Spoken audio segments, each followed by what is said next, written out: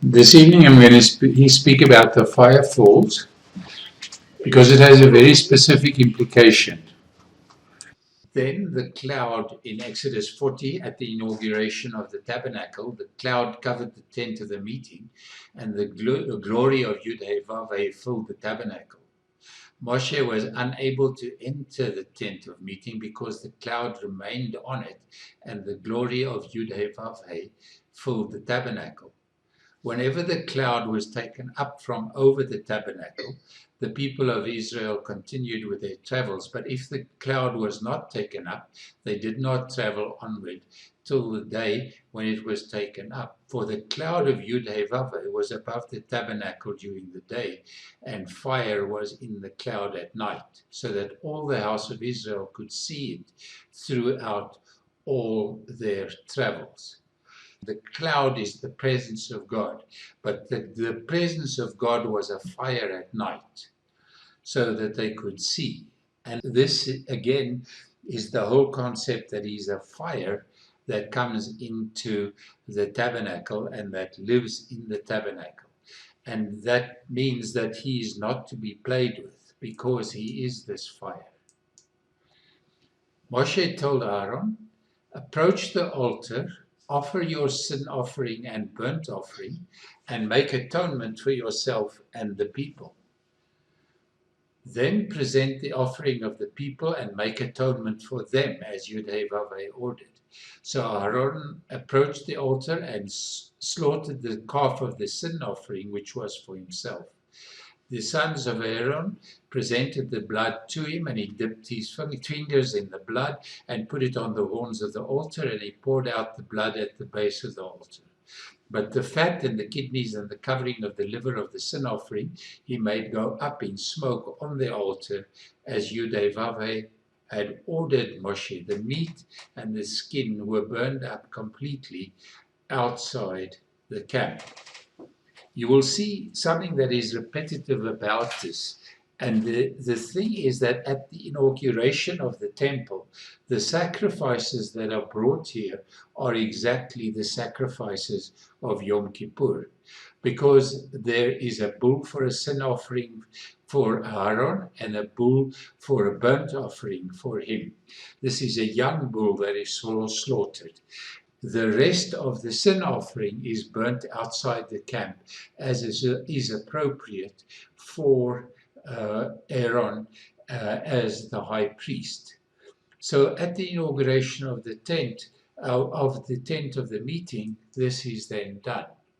Next, he slaughtered the burnt offering, and this burnt offering is the burnt offering for the people, and it also is a bull. And then comes the goat, which is the sin offering, which was for the people. And again, this goat for the sin offering is the goat of the sin offering, that is the goat for Yud-Heh-Vav-Heh, that is sacrificed on Yom Kippur. And the burnt offering was presented, and he offered it in a prescribed manner. This burnt offering is the burnt offering for the nation. And then the grain offering was presented. And now, as far as this grain offering is concerned, I will just have to ask you to please believe me. But this grain offering is unleavened, and a handful of it is taken and it is burnt. It is sacrificed along with the burnt offering. And this grain offering is actually Yeshua dedicated himself completely, because he said that he was unleavened bread, and it went up in addition to the morning's burnt offering. Then he slaughtered the ox and the ram, and the people sacrificed as peace offerings. And Aaron's sons brought him the blood, which he splashed on all sides against the altar. But this ox and the ram that is brought as peace offerings, again, is reminiscent of the ram that is the peace offering of Passover. So you have all of these offerings come together, Passover and also Yom Kippur offerings, all brought at the inauguration of the temple. And then Aaron raised his hands towards the people, blessed them, and came down from offering the sin offering and burnt offering and the peace offering. And Moshe and Aaron entered the tent of meeting, came out and blessed the people. Then the glory of Yud-Heh-Vav-Heh appeared to all the people, and fire came forth from the presence of Yud-Heh-Vav-Heh, consuming the burnt offering and the fat on the altar. When all the people saw it, they shouted and fell on their faces. This means that Yud-Heh-Vav-Heh came and consumed the burnt offering and the fat on the altar. The fire that first lit the altar came from Yud-Heh-Vav-Heh, and that burnt the offering. So once more, this is an image of God himself coming and burning away the sacrifices and the fat. And that is why they then fall flat on their faces, because God comes to consume the sin. Why am I saying God consumes the sin when he is consuming the flesh of the offering? Because all offerings in Israel were brought in this way. Whoever brought the offering placed his hands on the head of that animal, and then he transferred his sin onto the head of that animal. And when he had, and even for the burnt offering, because all unconfessed sin and all involuntary sin was confessed onto the burnt offering, and then that animal became as the one bringing the offering, and that person slaughtered the animal. So in the case of the priesthood and in the case of the nation, the sin of the nation and the sin of the priesthood came onto that animal, and it was killed by the priest, who then took this blood and brought it as the proof that the sin had been brought, and that flesh was put onto the altar, which was the flesh of the animal who had died in the place of the nation or of the priesthood, and then the fire fell and consumed that flesh. So once more, God comes to consume the flesh. Now Korach, the son of Yitzchak, the son of Khat, the son of Levi, along with Datan and Aviram, the sons of Eliav, and On, the son of Pelet, descendants of Reuben, took men and rebelled against Moshe.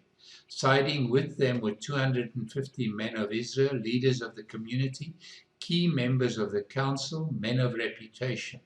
They assembled themselves against Moshe and Aaron and said to them, "You take too much on yourselves. After all, the entire community is holy, every one of them, and Yud-Heh-Vav-Heh is among them. So why do you lift yourselves up above Yud-Heh-Vav-Heh's assembly?" It is said of Moshe that he was the meekest of those who lived, but his meekness still brought Israel out of Egypt, and therefore it does not mean that he was a pushover. It means that he knew exactly who he was in Yud-Heh-Vav-Heh and never defended himself. And here you will see what happens when he does not defend himself. He takes this to Yud-Heh-Vav-Heh, and the next thing that happens, when Moshe heard this, he fell on his face, because he actually knew that these people were taking on Yud-Heh-Vav-Heh and not them. Then he said to Korach and his whole group, "In the morning, Yud-Heh-Vav-Heh will show who are his and who is the holy person he will allow to approach him. Yes, he will bring whomever he chooses near to himself. Do this, take censers, Korach and all your group, put fire in them and put incense in them before Yud-Heh-Vav-Heh tomorrow. The one whom Yud-Heh-Vav-Heh chooses will be the one who is holy. It is you, you sons of Levi, who are taking too much on yourselves." When Aaron has to approach into the presence of Yud-Heh-Vav-Heh, he is to bring censers with fire that comes from the altar. And here he's telling these people to put fire on the censers. In other words, this fire that comes onto the censers is not fire that comes from the altar. This fire that comes onto the censers is fire that they put onto the censers, and then they have to put incense onto them. Now, the fire that goes off the altar also is used on the altar for burnt incense, to bring incense there. And that, in terms of what is written in the book of Revelations, is the prayers of the holy ones. So they're bringing false fire before Yud-Heh-Vav-Heh by doing this. And Yud-Heh-Vav-Heh is actually ordering to do that. And he's saying that by doing this, you will then put yourself in a position where Yud-Heh-Vav-Heh will illustrate who is allowed to come close to him. Then each man took his fire pan, put fire in it, and laid incense on it, and stood at the entrance to the tent of meeting with Moshe and Aaron. Korach assembled all the group who were against them at the entrance to the tent of meeting. Then the glory of Yud-Heh-Vav-Heh appeared to the whole assembly, and Yud-Heh-Vav-Heh said to Moshe and Aaron, "Separate yourselves from this assembly. I am going to destroy them right now." So here, in the presence of Yud-Heh-Vav-Heh and with these guys with a strange fire on the censers, and in the presence of Korach, he says, "I will now do what I will do." And the moment he finished speaking, the ground under them split apart, the earth opened its mouth and swallowed them up with their households, all the people who had sided with Korach and everything they owned. So they and everything they owned went down alive into Sheol. The earth closed over them, and their existence in the community ceased. All Israel around them fled at their shouting, "The earth might swallow us up too."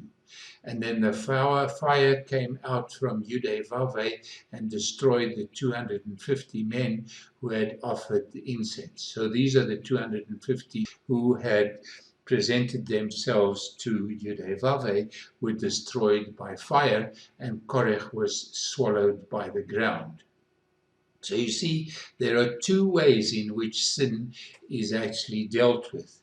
Then the flesh of the burnt offerings is actually consumed by the fire of the altar, but the flesh of the sin offerings of the nations and of the leaders is eaten by the priests.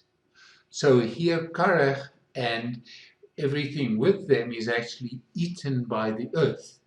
As sin is eaten, the flesh is eaten by Aaron and his male offspring. The forbidden goods that were taken at Ai. Yud-Heh-Vav-Heh said to Joshua, "Stand up. Why are you lying there face down? Israel has sinned. Yes, they have violated my covenant which I commanded them. They have taken some of what was to have been set aside for destruction. They have stolen it, lied about it, and put it with their own things. This is why the people of Israel cannot stand before their enemies. They turn their backs on their enemies because they have come under a curse. I won't be with you anymore unless you destroy the things meant for destruction that you have with you." So get up, consecrate the people, and say, "Consecrate yourselves in preparation for tomorrow. For here is what Yud-Heh-Vav-Heh, the Elohim of Israel, says.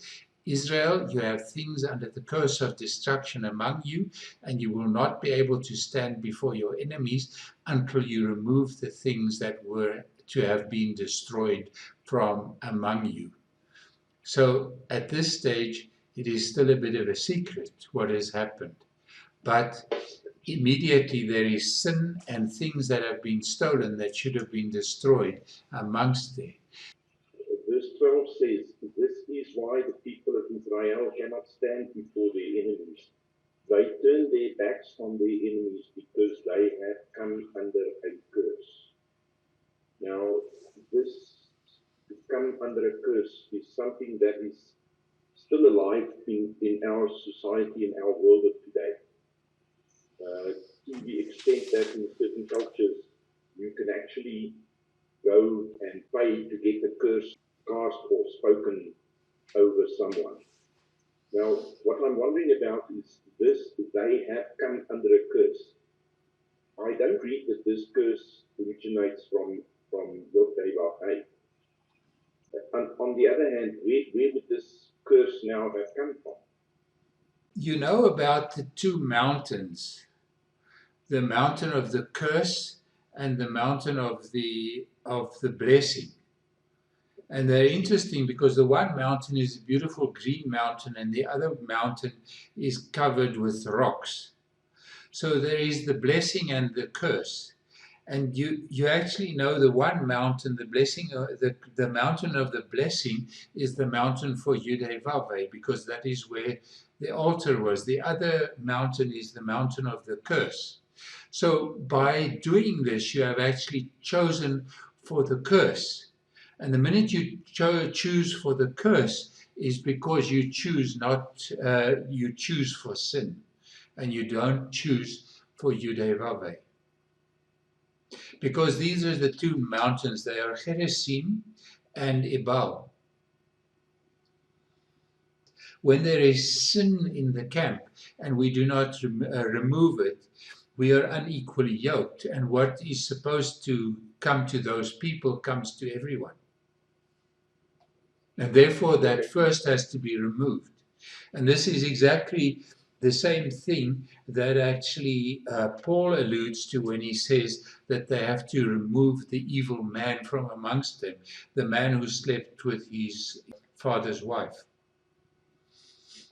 There's basically one man here that was disobedient and that sinned. Yes. But first of all, Abba lets a whole number of the Israelites die because of this. And then in this section that you read here, he does not speak of one man that needs to be punished. He speaks of the collective, the whole nation. Now, sorry that I say this and you can hear me hesitate, but how is that fair? It has nothing to do with what is fair. It has to do with the fact that Cain's sin was that he was not his brother's keeper. In a war, when someone is taking loot, someone had to see it. Someone knew that this was happening. And the minute he took that loot, the guy or the guys who saw him should have reported it.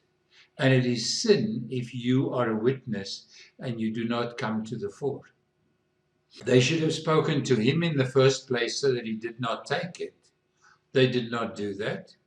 If he still insisted, they should have taken witnesses with them in terms of Matthew 18, because that's also based on the Torah.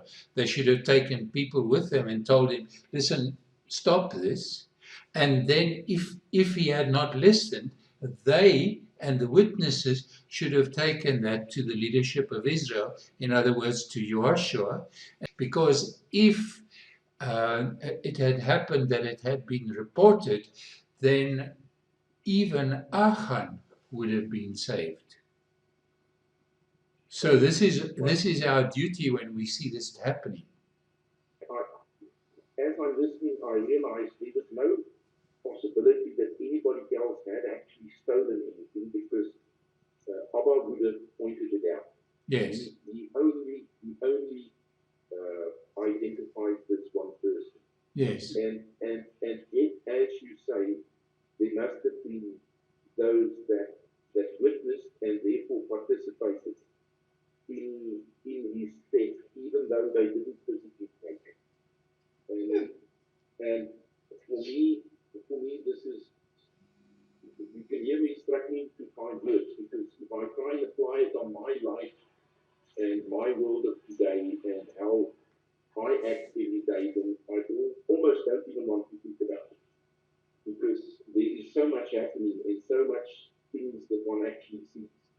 But I think what I would like to say is we do have to understand that this is about the tribe of Israel. It's the nation of Israel that's being punished for what one man did and what the others kept quiet about. It's not as though they've been punished for the sins of the whole world. Yes. true. And that is something that I should then carefully cope with for myself. That which is in my family and which I observe and keep quiet about, my whole family might get punished. Therefore, tomorrow morning you are to come forward one tribe at a time. The tribe Yudevave takes is to come forward one family at a time. The family Yudevave takes is to come forward one household at a time. And the household Yudevave takes is to come forward one person at a time.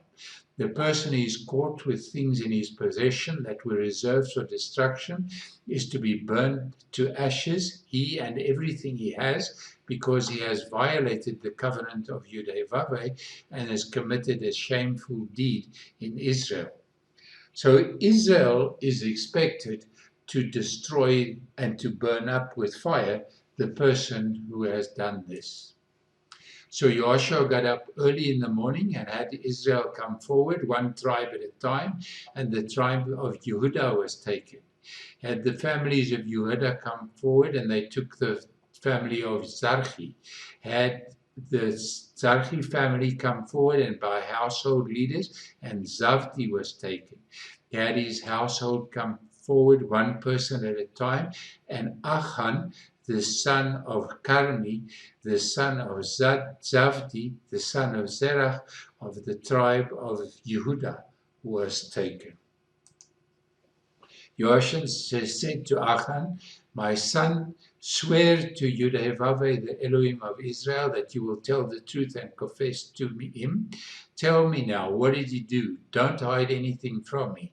Achan answered Joshua, it's true, I have sinned against Yudevave, the Elohim of Israel. Here is exactly what I did.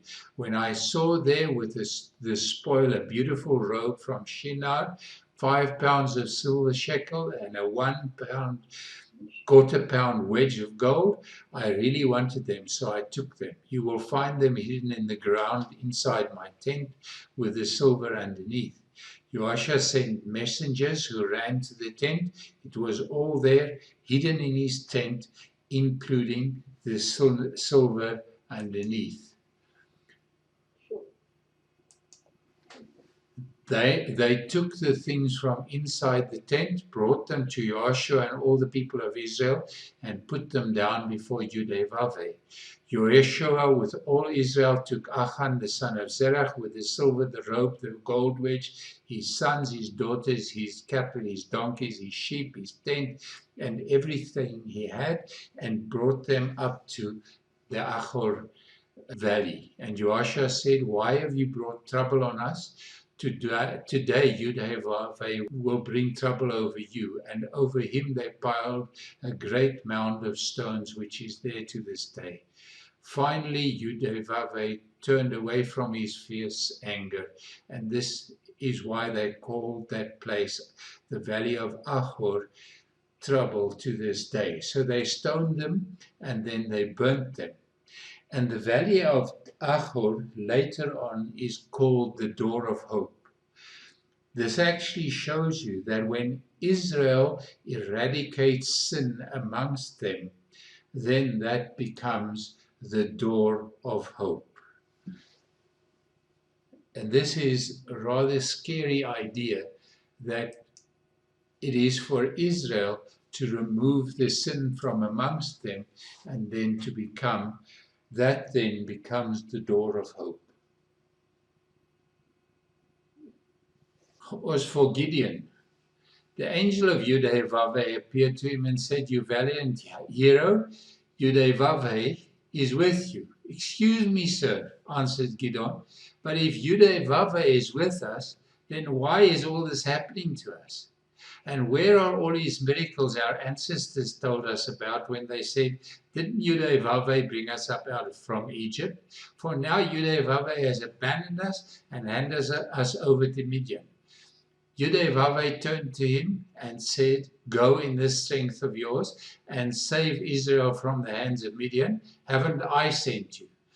But Gideon answered him, "Forgive me, my Lord, but with what am I to save Israel? Why, my family is the poorest in Manasseh, and I'm the youngest person in my father's house." Yudhevave said to him, "Because I will be with you, you will strike down Midian as easily as if they were just one man." Just look again. The angel of Yudhevave appears, and then Yudhevave speaks. Because verse 15, Yudhevave turned to him and said, "Go in this strength of yours." First he says, "You valiant hero," and obviously Gideon was not of the same opinion. He thought that he was just another guy. And then Yudhevave says, "Go in this strength of yours." And you know what strength Gideon has, because he says, "Where are all your miracles? Yeah, you're not doing anything for us. How can we possibly? There's no way that we can come up against these Midianites. So won't you please do something about this?" And then Yudhevave says, "Haven't I sent you?" And then he says, "Forgive me, my Lord, but what am I?" And then he says, "I'm the least." And Yudhevave says to him, "Because I am with you, I will take this strength of yours, which is nothing, and I will save Israel, because I am the angel of Yudhevave.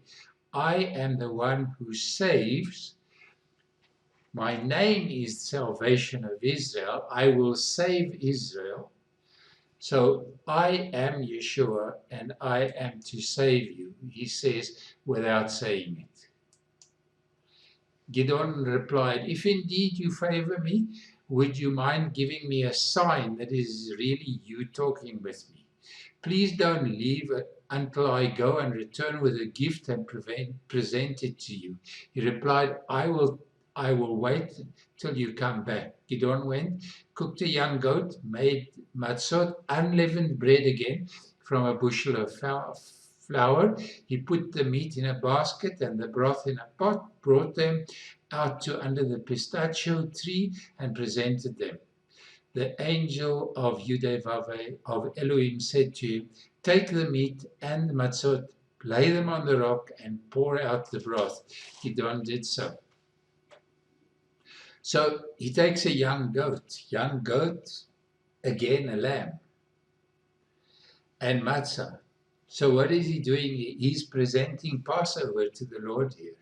A young goat and matzot. And he's giving it as a gift to Yudhevave. But he doesn't bring fire with him. So Yudhevave says, "Take the meat and the unleavened bread, the sinlessness, the faith with no addition, and lay them on this rock and pour out the broth." So do a little bit like Eliyahu. How is this going to, like Elijah? Eliyahu, after all, means Yudhevave is God. So he pours this broth onto the meat, and ostensibly it should not burn. So he probably stands a little while away. Then the angel of Yudhevave reached out with the staff he was holding, touched the meat and the matzot, and fire shot up out of the rock and burnt up the meat and matzot. When the angel of Yudhevave disappeared before his eyes, Gideon realized that he was the angel of Yudhevave and says, "Oh no, my lord Yudhevave, because I've seen the angel of Yudhevave face to face." But Yudhevave reassured him, "Shalom to you, don't be afraid, you won't die." The angel of Yudhevave reached out with the stick he was holding, with his staff, with his character, which was totally sinless because he is God himself. He touches the meat and the unleavened bread, and fire shoots up out of the rock and consumes the meat, consumes the flesh and the unleavened bread, the so-called unleavened bread, which is what we are, because we continue to sin, and burns it up completely. and then he disappears. And then he is in fear. But Yudhevave assures him and says, Shalom to you. Now, Shalom to you, Hebrew, Shalom Aleichem. When Yeshua greets his disciples, he says, peace to you, Shalom Aleichem. The angel of Yudhevave speaking to them, Shalom Aleichem. Don't be afraid, you will not die, you will have everlasting life. The only way that sin can be destroyed is if God does it himself. So therefore, righteousness and sinlessness could never have been earned. He gave it to people as a free gift. When the men of the city got up the next morning, there was the altar of Baal destroyed, the sacred pole cut down, and the second bull, a burnt offering on the newly built altar. They asked each other who could have done this. But after investigation, they concluded that Gideon, the son of Joash, had done it. Bring out your son, the men of the city demanded of Joash, so that he may die, because he destroyed the altar of Baal and cut down the sacred pole next to it. But Joash said to all those crowding around him, you're defending Baal, are you? It's your job to save him. Anyone who defends Baal will be put to death before morning. If he's a Elohim, let him defend himself. After all, someone destroyed his altar. Therefore, on that day, Gideon was given the name Jerubbaal, let Baal defend, because they said, let Baal defend himself against him, since he destroyed his altar. So as a result of what Gideon had experienced, he destroyed the idolatry, because it was the idolatry that made it impossible for Israel to stand against the Moabites. And therefore, this is what he then did in the name of the Lord. So what this actually shows is that Gideon went, the Lord spoke to him and showed him what had to happen, and then he realized the problem of Israel, and he went and sorted out the problem. Now let's look at the inauguration of the temple. When Shlomo had finished praying, fire came down from heaven and consumed the burnt offering and the sacrifices, and the glory of Yudhevave filled the house, so that the Kohanim, the priests, could not enter the house of Yudhevave, because the glory of Yudhevave filled Yudhevave's house. All the people of Israel saw when the fire came down, and the glory of Yudhevave was on the house. They bowed down with their faces to the ground on the flooring, prostrating themselves. They gave thanks to Yudhevave for his good, for his grace continues forever. Once again, the fire falls on the flesh and destroys the flesh. But this also initiates the fire that it destroy all of the offerings that come to the temple. And that actually again is saying that it is Yudhevave who destroys the flesh. Elijah stepped forward before all the people and said, how long are you to jump back and forth between two positions? If Yudhevave is Elohim, follow him. But if it's Baal, follow him. The people answered him not a word. Then Eliyahu said to the people, I alone am the only prophet of Yudhevave who is left, while Baal's prophets number 450. Let them give us 2 young bulls, and they can choose the bull they want for themselves, and they let them cut it in pieces and lay it on the wood and put no fire under it, and I will prepare the other bull, lay it on the wood, and put no fire under it. So he's saying, let's see who's God. And he's saying, stop vacillating. Because what is happening here is Israel is vacillating between Baal and Yudhevave, and he says, choose Yudhevave, otherwise you are going to be in trouble. Then he says to them, then you call on the name of your Elohim, and I will call on the name of Yudevave, and the Elohim who answers with fire, let him be Elohim. And all the people answered, good idea, agreed. Then Eliyahu said to the prophets of Baal, choose one bull for yourselves and prepare it first, because there are many of you. Then call on the name of your Elohim and put no fire under it. So he's already saying, if Elohim is God, he will give fire. But note, Elohim does not mean the only true God. All of the false gods are also Elohim, and Elohim is actually the plural of Eloha, which is a God. So he said to them, call, and then we'll see who God is. The God who is God will give fire. They took the bull that was given to them, prepared it, and called on the name of Baal from morning till noon. Baal, answer us, but no voice was heard, and no one answered. And they jumped around on the altar they had made. Around noon, Eliyahu began ridiculing them. Shout louder, after all, he's Elohim, isn't he? Maybe he's daydreaming, or maybe he's on the potty, or he's away on a trip, maybe he's asleep, and you have to wake him up. And then Eliyahu said to all the people, come here to me. All the people came up to him as he set about repairing the altar of Yudevave that had been broken down. Eliyahu took 12 stones in keeping with the number of the tribes of the sons of Yaakov, to whom the word of Yudevave had come, saying, your name is to be Israel. With the stones he built an altar in the name of Yudevave. Then he dug a trench around the altar large enough for half a bushel of grain. Interesting things. 12 stones for the 12 tribes. The sons of Yaakov. Yaakov the cheat, the ankle grabber, the condition that Israel was in, to whom the word of Yudevave had come, saying, your name is to be Israel. Israel, he who rules as El. In other words, Prince of God. And over what does God rule? He rules over sin, because he does not tolerate it. And therefore Israel is meant to rule over sin. And he says, you have been called to rule over sin, but you are Yaakov.